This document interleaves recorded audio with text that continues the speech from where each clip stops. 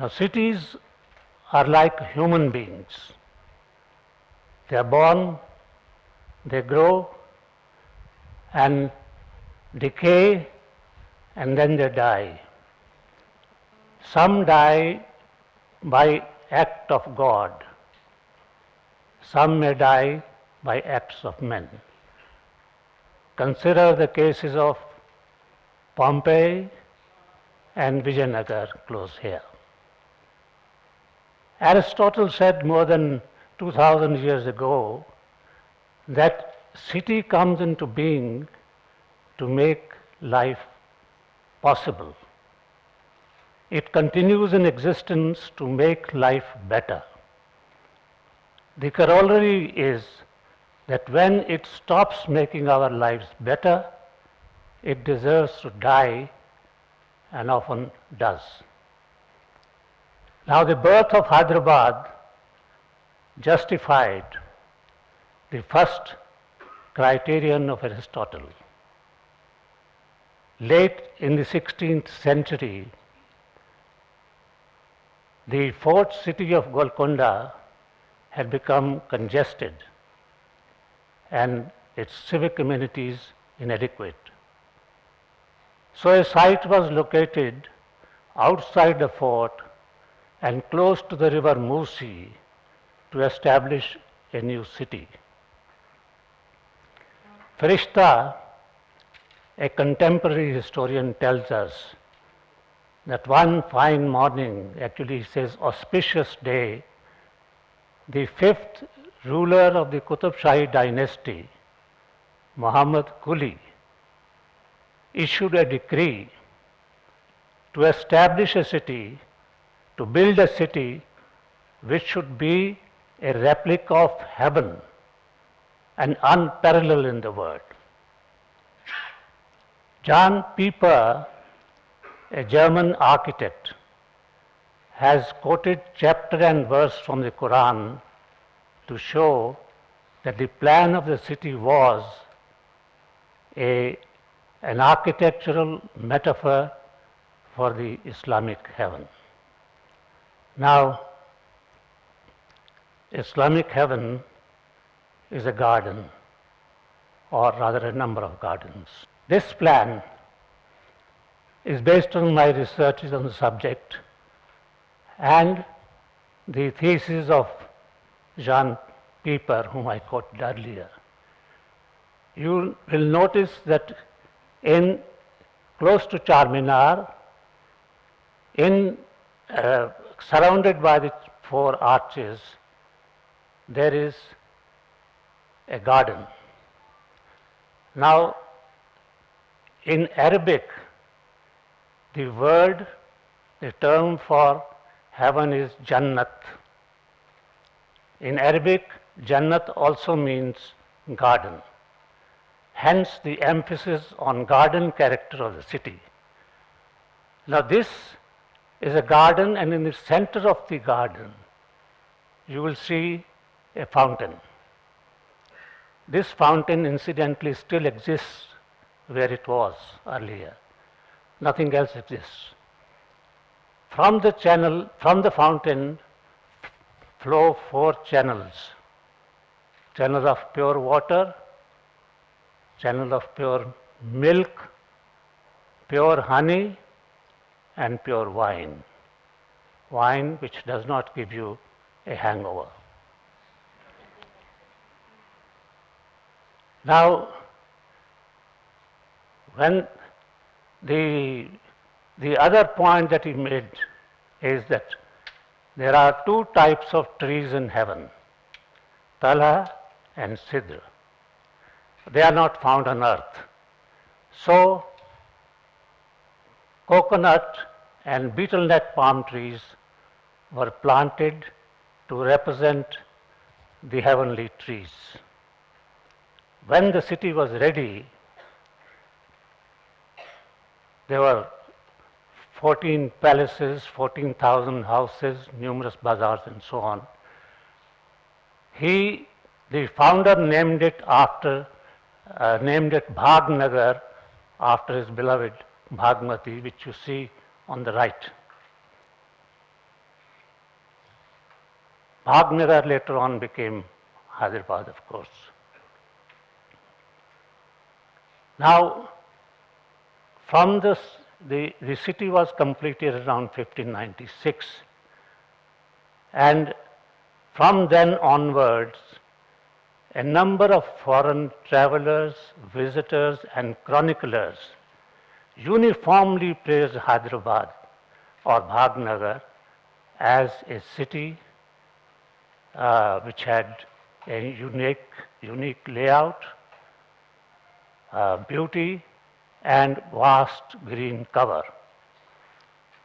Nearly 8 times the area of habitation was covered by gardens and greenery.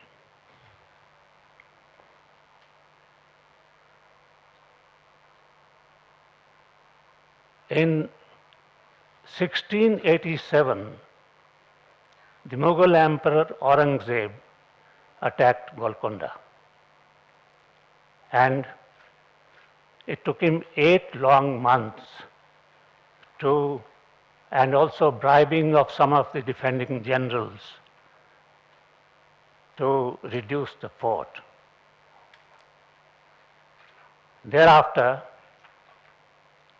Hyderabad became part of the Deccan province of the Mughal Empire. A governor was appointed with capital at Aurangabad.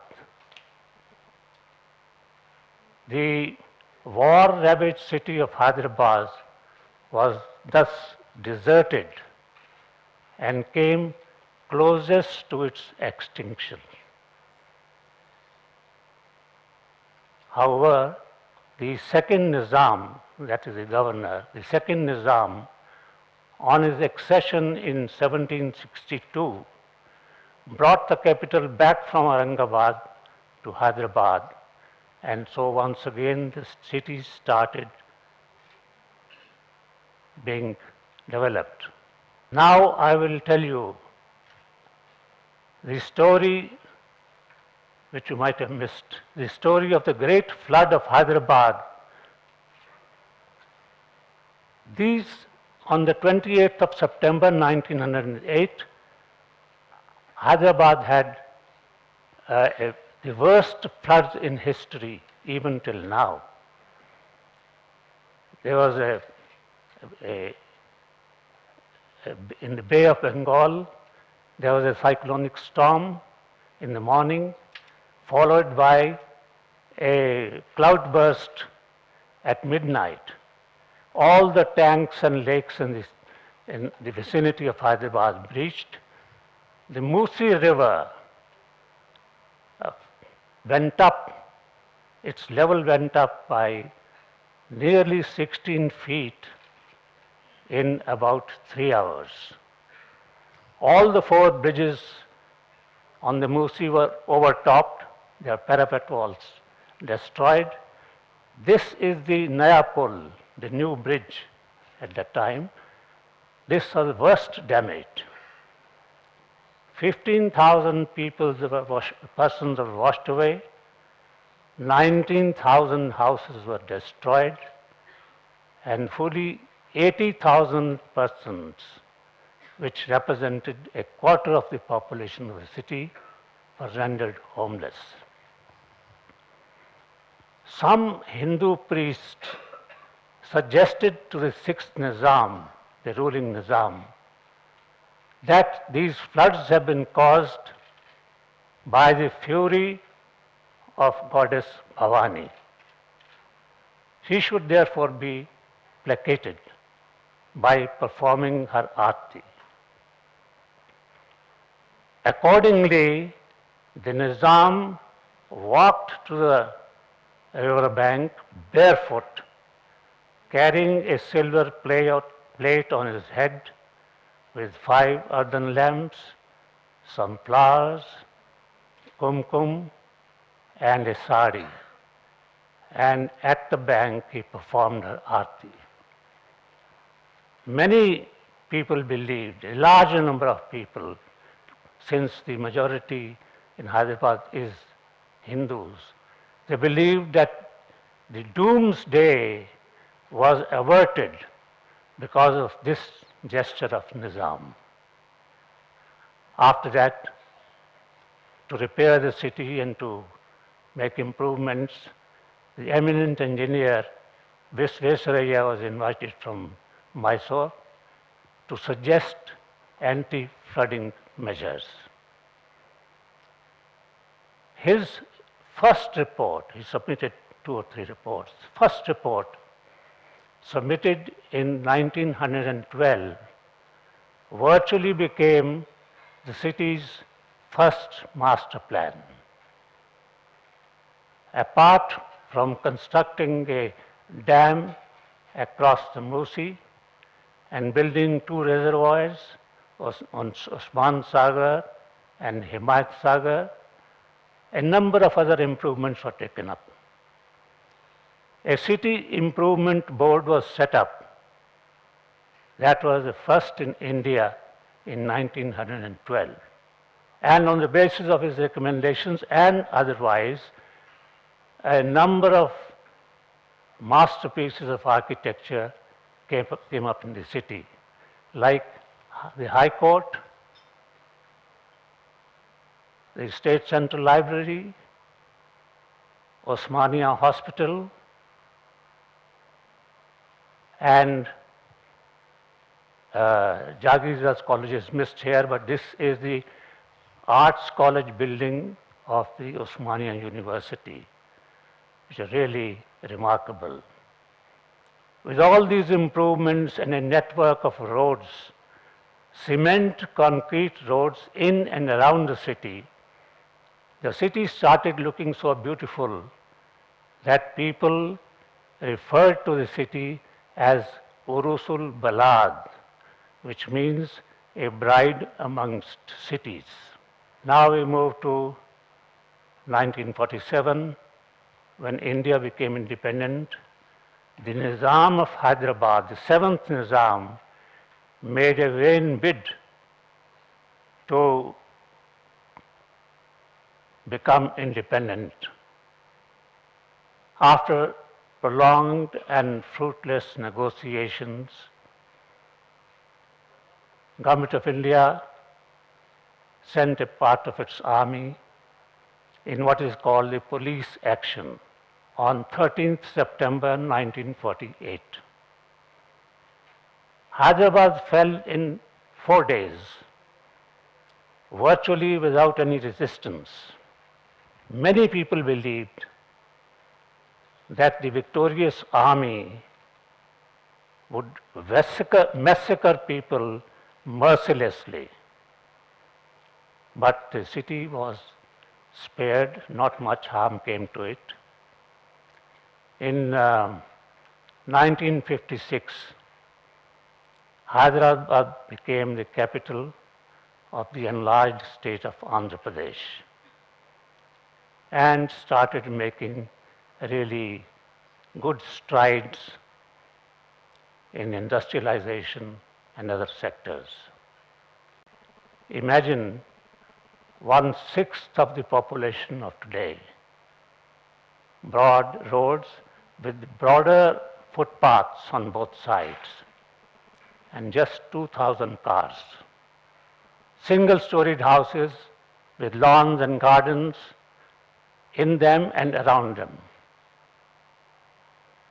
and temperate climate with seasons merging into each other with a soft, gentle transition.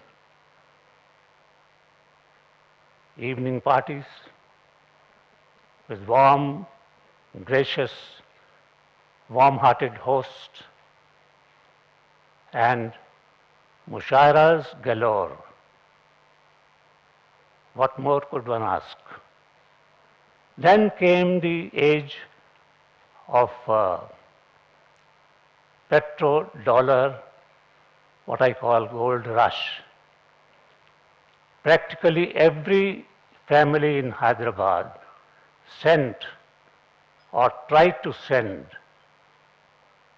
their offspring to serve the desert sheikdoms and Uncle Sam and his cousins abroad for a handful or a bagful of dollars. That was followed by the era of globalization and economic liberalization. Suddenly, everything which we yearned for export, everything was available in the city as in the rest of the country.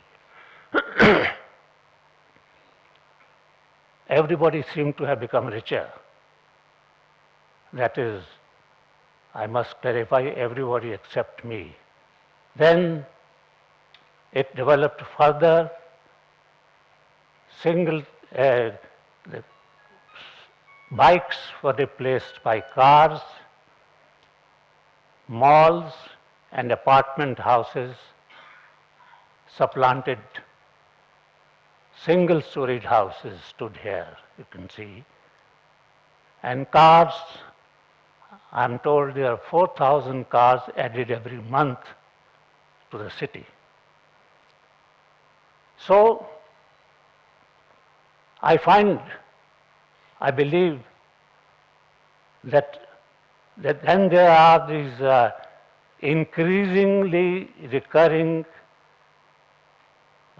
shortage of power and electricity. The prices of necessities have gone up and luxuries like electronic goods have come down.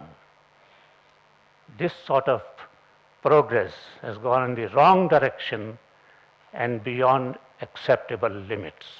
The city has stopped making our lives better. It has thus failed Aristotle's second dictum. It is time now, we have reached a stage when the city is dying. It will not die of a cataclysmic event, but slowly, gradually, as to the tune of a funeral march.